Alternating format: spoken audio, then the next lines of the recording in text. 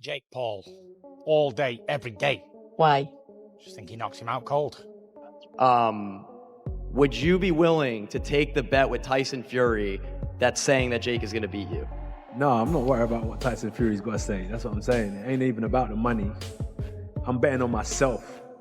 Yep. I'm focusing on myself. I'm fully betting on myself. I ain't worried about what anyone's got to say.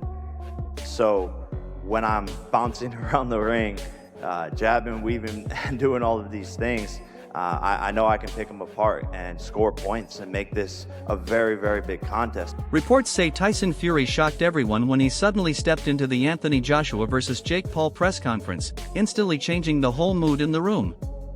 With all cameras pointed at him, Fury gave Joshua a strong warning, insisting that Jake Paul is far more dangerous than people assume. He claimed that Paul has the strength, discipline, and confidence to pull off a huge upset. Fury even declared that he would put £1 million on Jake Paul to defeat Joshua, a comment that sent fans and experts into complete disbelief.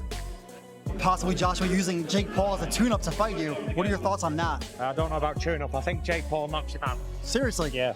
Why so? What impresses you about Jake Paul? I just think Jake Paul would knock AJ out. I think AJ's a spent force. And I think Jake Paul's on the rise. And I like his new heavyweight look. Bit chubby, bit bulky. I like how Jake Paul calls out the full spectrum from featherweight. Anthony Joshua fired back at Tyson Fury's bold £1 million bet on Jake Paul knocking him out. Joshua said he isn't bothered by bets, side chatter, or outside noise. His only focus is himself and getting the job done when the bell rings. He brushed off Fury's wager as meaningless, saying he would rather believe in his own ability than get involved in gambling or hype.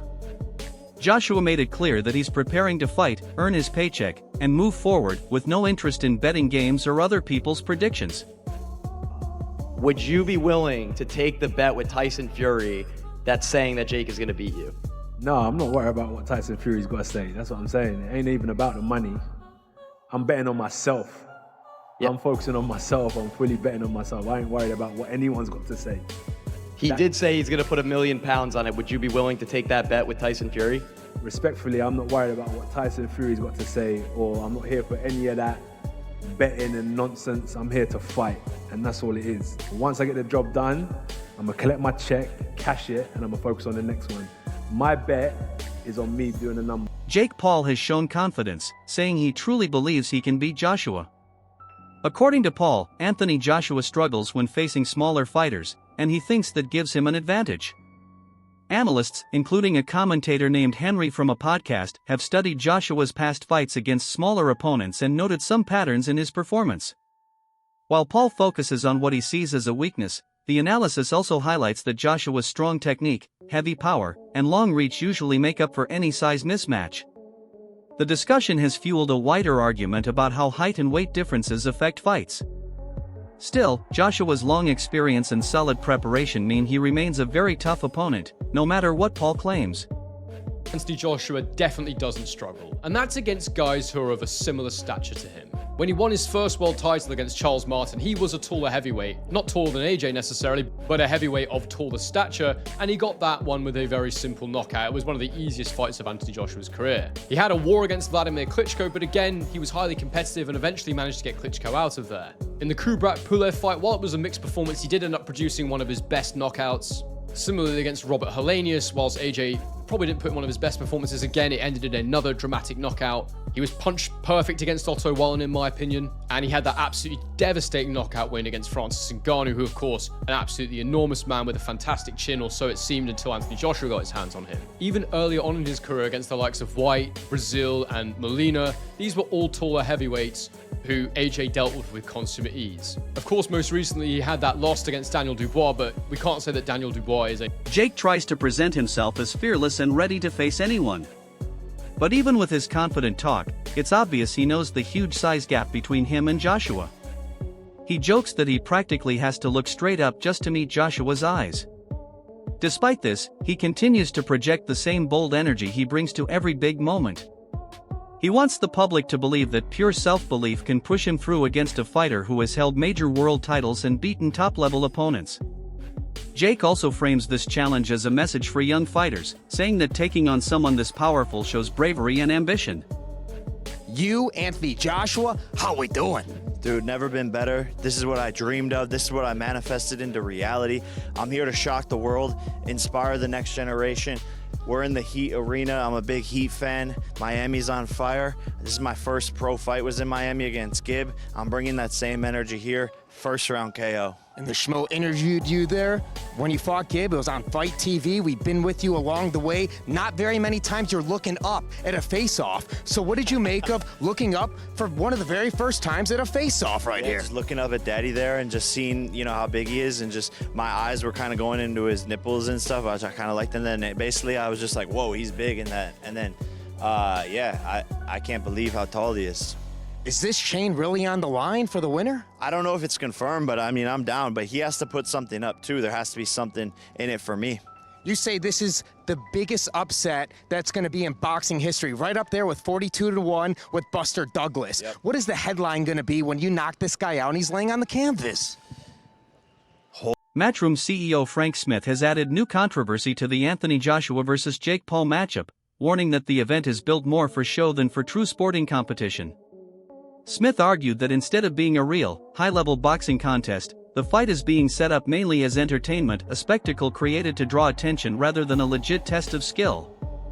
He suggested that fans are being given something designed to shock and sell, not something meant to represent boxing at its best. By calling it serious entertainment, he cast doubt on how competitive the fight will actually be.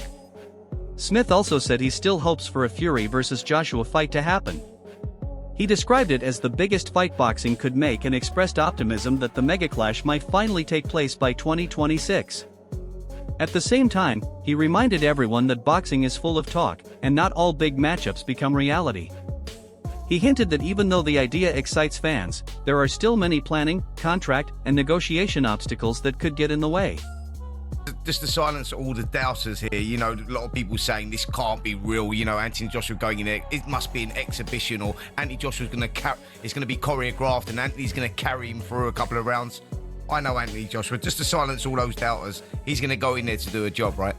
It's 100% real. It's 100% real. People asking why is it 8 rounds, not 10? Because I don't think it goes past the first round. So it's, you know, regardless, it's quite irrelevant. I think he steps across the ring and knocks him out. You know, but we're in for a bit of fun and everyone's going to be tuning in. It might not be fun for Jake Paul. I mean, it's serious entertainment, is it? Yeah, 100%. You know, look, I agree with you. I accept Jake Paul is absolutely mental for doing this. And I don't think he quite realizes. I think he's got people around him who actually are saying, you know, Anthony Joshua's chinny. He said it in interviews.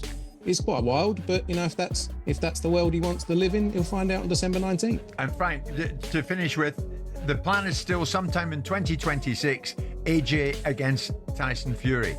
And Turki Al-Sheikh's working on that, is he? That's the fight we want to make. That's the fight we want to see. Look, we're all guilty of doing a lot of talking over the years and that not happening. So I don't want to talk too much, but that is definitely what we want to see in 2026. Joe Rogan thinks this matchup is extremely risky, calling it one of the wildest fight ideas anyone has discussed lately. Rogan said Joshua's size, strength, and years of heavyweight experience make him a truly dangerous opponent for Paul. He pointed out that Joshua is a former champion with Olympic-level skill and proven knockout power. Rogan also said that no special contract rules or restrictions will make Joshua any less threatening, because nothing can take away his natural power or ability. Rogan strongly believes Jake Paul should pay attention to what Anthony Joshua did to Francis Ngannou. He brought up Joshua's knockout of Ngannou as a perfect example of how dangerous Joshua really is.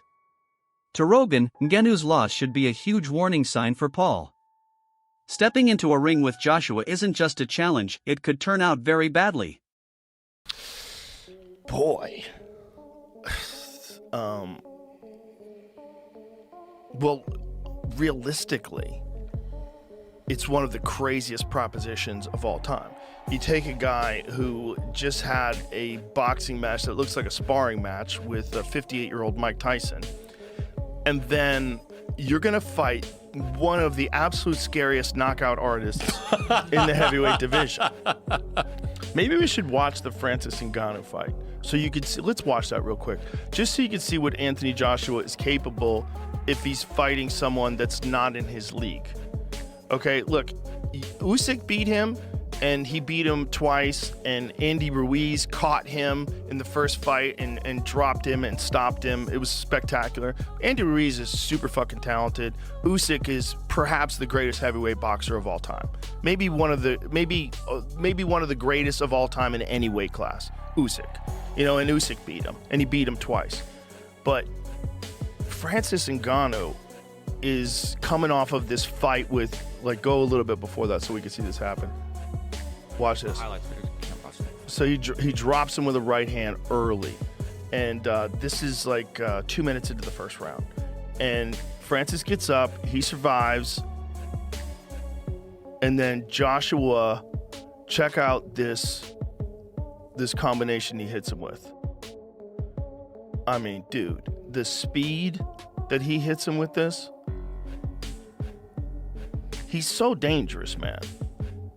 It's like you're dealing with a guy who's an Olympic gold medalist, and he's enormous, and he's got vicious knockout power, and he's got immense amount of experience at world-class levels. Just think about what we said earlier. Fought Usyk twice, fought Andy Ruiz. What do you think? Can Jake Paul truly surprise the world and beat Anthony Joshua, or is the difference in size and experience simply too big to overcome? Share your thoughts in the comments below.